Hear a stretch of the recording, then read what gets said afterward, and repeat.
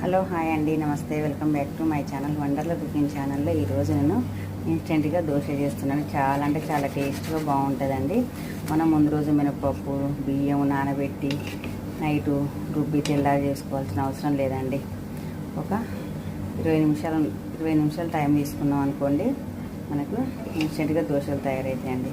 ఒక కప్పు ఉప్మా రవ్వ, ఒక కప్పు పెరుగు, ఒక కప్పు ఉప్మా చేసుకునే అటుకులు ఉంటాయి కదండి, దొడ్డు అటుకులు, అవి నానబెట్టాలండి.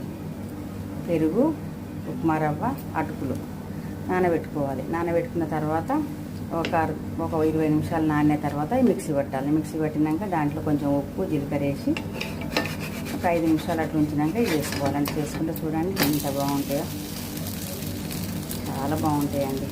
చూడండి, కొంచెం నూనె వేసుకొని దోశ లెక్క స్ప్రెడ్ చేయాలి. కూడా పెట్టిన ఇలా చేయండి, చాలా